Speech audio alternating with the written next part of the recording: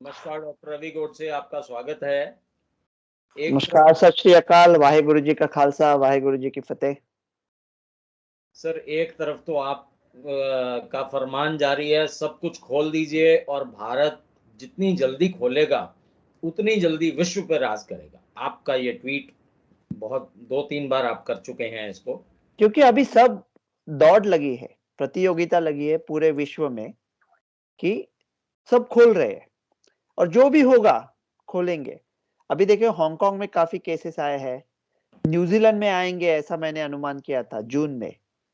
जिस कंट्रीज में नैसर्गिक इन्फेक्शन नहीं थे, जिन्होंने जीरो कोविड की पागलपंती चालू रखी थी, उधर सब प्रॉब्लम आने वाला है। लेकिन उधर वैक्सीनेशन अच्छा है तो ज्यादा लोग अस्पताल नहीं पहुंचेंगे, वो लोग भगवान की दया से ठीक रहेंगे। लेकिन अभी जो हो जाए, दुनिया खोलने वाली है। और जब खोलने वाली है, जब पहले हम लोग नाटक करते थे, बाद में मूवीज आ गए, राइट? तो मूवीज सब नए थे, किसको भी रोल मिलता था, कोई भी आता था जाता था। वो टाइम जो मूवी में गिर गए, वो आज पृथ्वीराज कपूर बन गए। ओके, तो भारत को इसमें जल्दी आना है। सब दुनिया खुल रही है, जितना भारत जल्दी खुलेगा, इसमें अक्ल लगती है कि क्या होने वाला है 1 महीने बाद जान के। जब ये नवंबर में आया था, अपने शो पे ही हमने कहा था कि ओमिक्रॉन भारत के लिए बूस्टर साबित होगा। कुछ डरने की बात नहीं, छोड़ दो, केसेस वेसेस गिनो मत। क्या केसेस गिन के हमने, क्या हमारे हाथ में क्या आया? कुछ नहीं आया। सब खोल दो, भारत विश्व की मैन्युफैक्चरिंग नंबर 1 पावर हो जाएगी।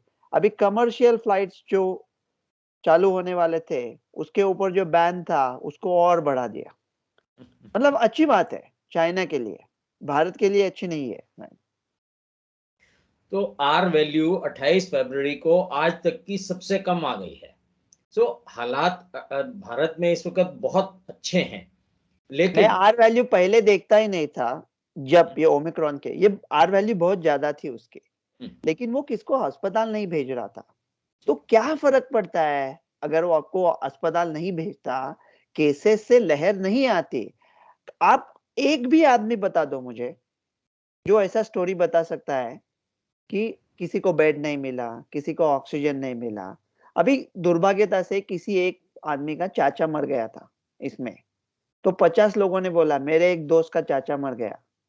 इसके ऊपर मजाक करना बड़ी बुरी बात है, गलत बात है। लेकिन वो साला एक ही दोस्त था, एक ही चाचा था, लेकिन 50 लोगों को उसने व्हाट्सएप कर दिया। तो 50 लोग बोल रहे थे मेरे एक दोस्त का चाचा। अरे वो सब 50 लोगों का दोस्त एक ही है और चाचा भी एक ही है। वो एक चाचा लेके पूरे देश को डुबा रहे थे।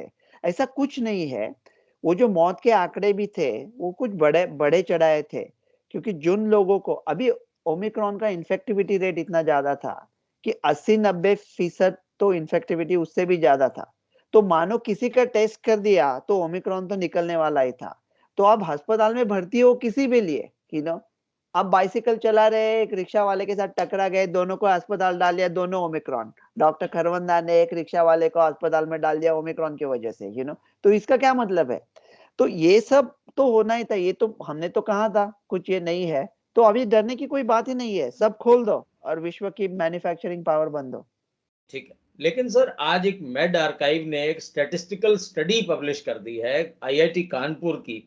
उन्होंने पहले भी 2 बार आईआईटी कानपुर ने ये भविष्यवाणी एक स्टडी की थी। खैर, उनकी स्टडी स्टैटिस्टिकल और मैथ्स पे बेस्ड है। वो साउथ अफ्रीका में ओमिक्रॉन आया था। ये भी स्टडी उन्होंने इसलिए की है कि जिम्बाब्वे में ऑलरेडी वो कह रहे हैं फोर्थ वेव आ गई है, और वहां के डाटा से उन्होंने बूटस्ट्रैप मेथड यूज करते हुए स्टैटिस्टिक्स का ये स्टडी की है। और वो ये कहते हैं कि 22 जून को फोर्थ वेव इंडिया में आएगी, 23 अगस्त को उसका पीक आ जाएगा और 15 से 31 तक ये पीक रहने वाला है। हालांकि जब न्यू वेरिएंट आएगा, सीवियरिटी ऑफ द डिजीज तो तब पता लगेगी। लेकिन उनका ये कहना है कि फोर्थ वेव आएगी, और वो ये कह रहे हैं कि हमने जो पिछली 2 वेव के बारे में कमेंट किया था, जो उनकी स्टडी हुई थी, इट वाज ऑलमोस्ट एक्यूरेट। तो ये एक, आप तो कह रहे हैं सब खोलिए, और एक ये नया ब्रह्मास्त्र चला दिया ये आईआईटी वालों ने, मैथ्स और स्टैटिस्टिकल वाले अब हेल्थ पे डाका डाल रहे हैं।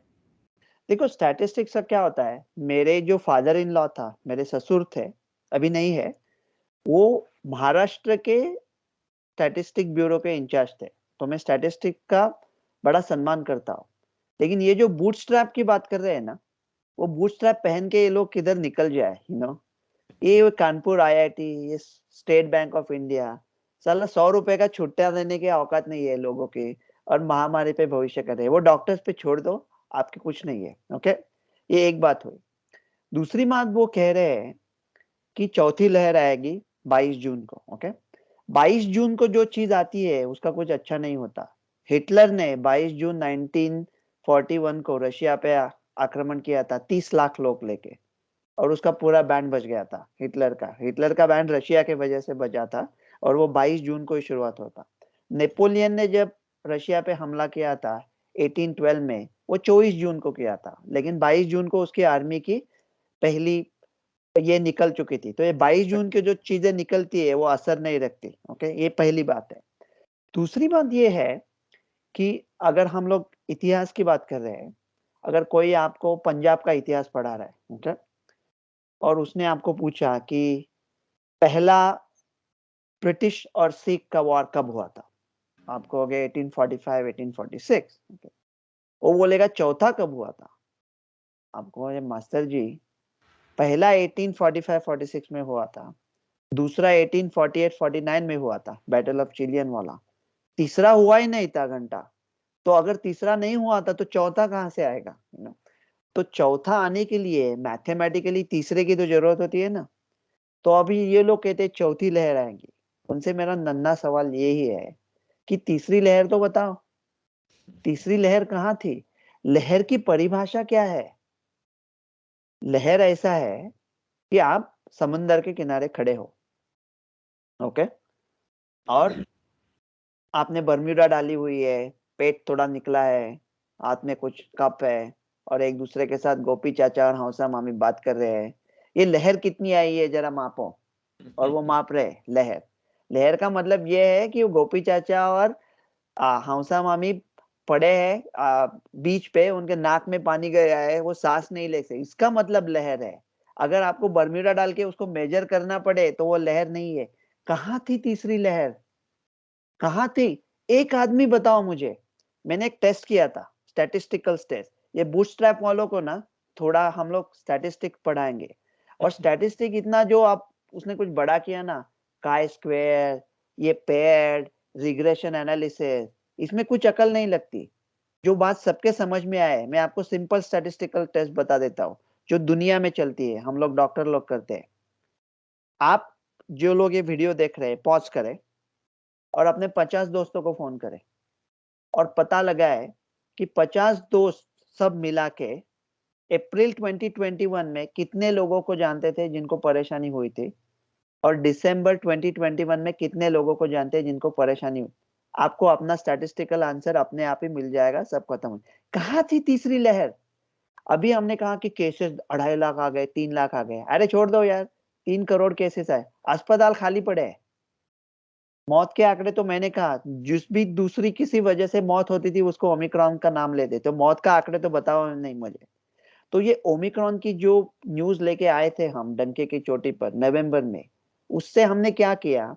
हमने सिर्फ ये किया कि भारत का जो शादियों का मौसम था उसका बैंड बजा दिया। वो लोग जो बेचारे वो फूल वाले हैं, वो ड्राइवर वाले हैं, वो घोड़ा लेके आते हैं, सेहरा लेके आते हैं, वो लोग को 4 पैसे कमा के अपने बच्चों को खिलाने वाले थे, उनको सारों को रास्ते पे ला दिया। और ये लोग अभी भी कोविड अप्रोप्रिएट बिहेवियर की बात कर रहे हैं। क्या अकल के दुश्मन है ये लोग?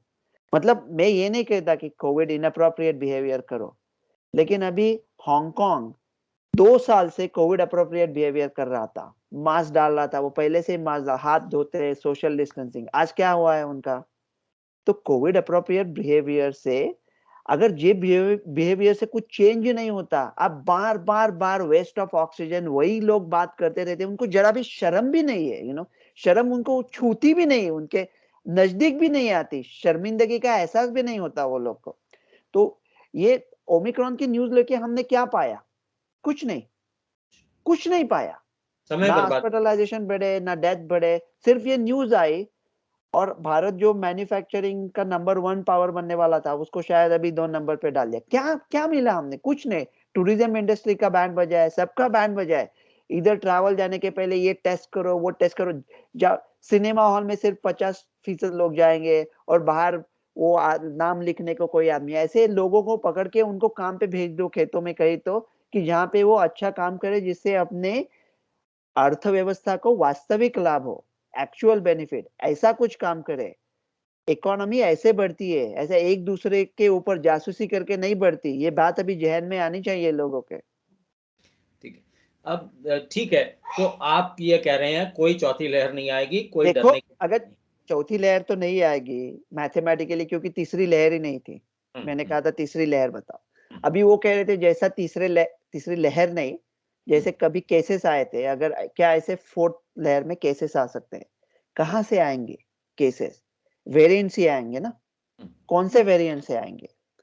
अगर जिन लोगों को ओरिजिनल कोविड हुआ था उनको डेल्टा नहीं हुआ ठीक है। दूसरी लहर में, और उसी वजह से हमने बड़े आत्मविश्वास के साथ कहा था कि जिनको डेल्टा हुआ है उनको वापस डेल्टा नहीं होगा और तीसरी लहर नहीं आएगी। आपके शो पे ही कहा था, कई सारे शो पे कहा था। एक्चुअली मैं अकेला था ये कहने वाला।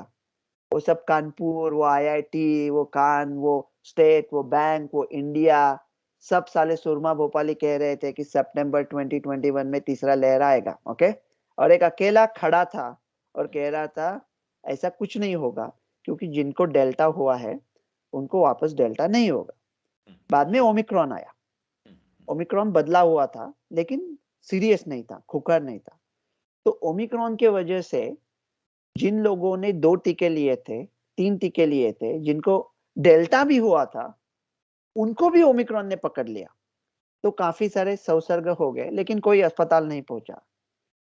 इसलिए नहीं पहुंचा कि ओमिक्रॉन मामूली है, शायद इसलिए नहीं पहुंचा कि लोगों का प्रोटेक्शन हुआ था पहले ही डेल्टा होके। और हम लोग कह रहे थे कि हम लोग ना जेनेटिक एनालिसिस करेंगे और ये देखेंगे डेल्टा है या ओमिक्रॉन है। सीधी सी बात है, डेल्टा के केसेस तो ऑलमोस्ट जा चुके थे जब ओमिक्रॉन आया था।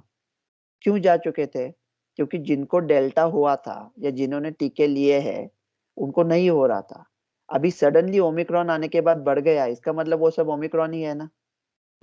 जिनको डेल्टा हुआ था अगर उनको हो गया तो इसका मतलब वो ओमिक्रॉन ही है। ये क्या सोच क्या रहे हैं? क्या जेनेटिक टेस्टिंग क्या कर रहे हैं? कितनी सिंपल सी बात है, पहली प्रथम कक्षा के स्टूडेंट को समझ में आएगी, और ये लोग सोच रहे हैं, कमेटी बना के फैसला ले रहे हैं, क्या बात है? तो उन लोगों को ओमिक्रॉन ने पकड़ लिया। ओके, अभी वो अगर ऐसा ओमिक्रॉन का सब वेरिएंट आता है कि जिनको ओमिक्रॉन हुआ है उनको भी हो सकता है, लेकिन सीरियस नहीं होगा, ऐसा अभी लग रहा है, अब तक का अनुमान है। तो अभी वो कैसा कह सकते हैं कि जो जो अगर BA.2 है, BA.2 बकवास है, लेकिन अगर वो ओमिक्रॉन जैसा ही है, जिनको ओमिक्रॉन होता है उससे BA.2 से कुछ फर्क नहीं पड़ता, और भारत में अभी सबको हो चुका है ओमिक्रॉन, तो BA.2 तक कुछ नहीं होगा। तो और क्या है? अभी कुछ नहीं है। सिर्फ वो लोग आत्मविश्वास के साथ कह सकते हैं कि नया वेरिएंट के साथ फोर्थ वेव आएगी या व्हाटएवर थर्ड वेव आएगी, जो लोग खुद लाने वाले हैं। ये चाइना, मैं ऐसा कॉन्स्पिरेसी थियरी की बात नहीं कर रहा हूँ, लेकिन अगर चाइना कहता है कि ये आने वाला है तो साला यही लोग लाने वाले हैं, इसलिए उनको पता है कि आपके ऊपर कुछ संकट आने वाला है, डॉन आ रहा है। अरे गब्बर आ रहा है उधर आग लगाने को, होली को। गब्बर को मालूम है ना, वो होली को आग लगा रहे हैं। रामगढ़ के लोग तो रंग डाल के डांस कर रहे हैं, तो उसमें फर्क। तो कौन सा वेरिएंट बताए ना, कौन सा वेरिएंट आ रहा है? ये कहाँ कहाँ से लाते हैं? क्या अगर जिम्बाब्वे से स्टडी करते हैं तो साउथ अफ्रीका में जो हुआ था, नवंबर में आया और दिसंबर में चला गया, तो ये उनके अकल में क्यों नहीं आया तब? और भारत को क्यों नहीं बोला जैसा साउथ अफ्रीका में आके चला गया वैसा भारत में भी आके चला जाएगा? और सब खोल के रखना चाहिए था ना, तब पूरा बंद कर दिया। तब क्या ट्रैवल, क्या टेस्टिंग, क्या क्या मतलब, पूछो मत आप, तो अभी सब ठीक हो गया है, अभी खोल दो, अभी ज्यादा सोचो मत यार। ठीक है, सिर्फ एक सवाल, लोगों को अब क्या करना चाहिए? बूस्टर लगाना चाहिए, नहीं लगाना चाहिए? कोविड अप्रोप्रिएटेड बिहेवियर रखना चाहिए, नहीं रखना चाहिए? बस ये बिल्कुल। देखो, बूस्टर का क्या है, जिन्होंने 2 टीके लिए थे और जिनको डेल्टा हुआ था, ऐसे काफी लोग हैं भारत में। मैंने पहले बूस्टर के बारे में कहा था, भारत में इतने लोगों को डेल्टा हुआ है कि बूस्टर के बारे में आप ज्यादा सोचो मत। अगर नहीं मिला तो ठीक है, मिलता है तो भी ठीक है। हेल्थ केयर वर्कर्स को देना अच्छी बात है, क्योंकि उनको कोविशील्ड का डोज 4 हफ्ते के फासले से मिला था, उसका प्रभाव बहुत कम है। तो हेल्थ केयर वर्कर्स ने तो लिया तो अच्छा है। अमेरिका में जो लोगों ने 2 टीके लिए थे, उनका अस्पताल जाने का परसेंटेज 60% से कम था।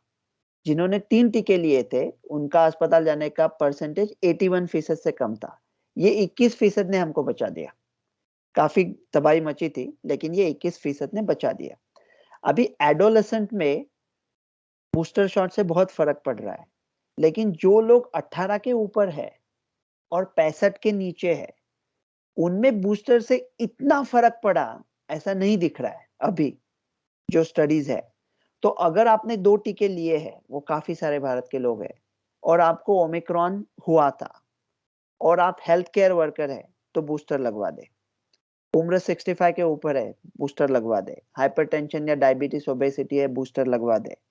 ऐसा कुछ नहीं है और आप 18 और 65 के बीच में हो, फिर भी लगवाया तो उससे कोई नुकसान नहीं है, लगवा सकते हैं। शायद वो जो कुछ नया वेरिएंट वो कानपुर आईआईटी लाने वाला है, उससे आपको थोड़ा फायदा मिलेगा। तो ये एक है ओके बूस्टर के बारे में। दूसरी बात है कोविड अप्रोप्रिएट बिहेवियर की। मैं हमेशा लोगों के पक्ष में बात करता हूं, लेकिन ये भी कहता हूं कि जो आपके सिविल अथॉरिटीज है, लोकल गवर्नमेंट है, वो जो कह रहे हैं वो अभी सुनो। मेरी सलाह ये है कि सरफेसेस से कोरोना का ट्रांसमिशन 1 in 10,000 है, तो सरफेस से ट्रांसमिशन बहुत कम है। तो ज्यादा वो अभी सैनिटाइज में, अभी कौन डॉक्टर बोलेगा हाथ मत धो, ये तो एकदम सिंपल सी बात है। लेकिन ज्यादा मतलब वो सरफेस साफ कर रहे हैं, मतलब जैसा लोग है ना, जैसा कहते हैं कि politicians like activity, because activity is their substitute for achievement. तो कुछ काम होता तो नहीं है, तो कुछ दिखाते कि हम लोग बिजी है। जैसा प्लाज्मा बिल्कुल बेकार है, हमको दिसंबर 2020 से पता था, लेकिन क्या प्लाज्मा के क्या कैम, क्या ये क्या वो क्या, फेसबुक पूरा तहलका मचा दिया था इंडिया में। और हमको पूरे विश्व के साइंटिफिक कम्युनिटी को पता था कि प्लाज्मा बकवास है पूरी तरह से, फिर भी तो ऐसा उनका एक्टिविटी बहुत अच्छा लगता है ओके। तो ये सैनिटाइजेशन से तो इतना ज्यादा फर्क पड़ता नहीं मेरे ख्याल से। मेरा मानना ये है कि जिन लोगों ने टीके लिए हैं, अभी उन्होंने मास्क निकाला तो भी चलेगा, लेकिन जो आपका गवर्नमेंट कह रहा है वो सुनो। अमेरिका ने में कहा है अभी मास्क निकाल दिए ओके, सब जगह पे निकाल रहे हैं ओके, पूरे विश्व में निकाल रहे हैं, तो जल्दी निकालो।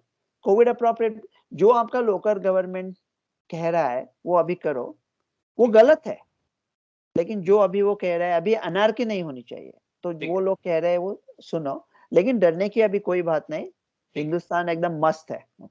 ठीक है, बहुत बहुत शुक्रिया आपका। डरने की कोई बात नहीं है, हिंदुस्तान मस्त है, रिलैक्स करें और तीसरी चौथी पांचवी लहर गिनना बंद करके अपने काम पे जुट जाएं, अपने भारत को इकोनॉमी वाइज भारत को विश्व का गुरु बनाएं।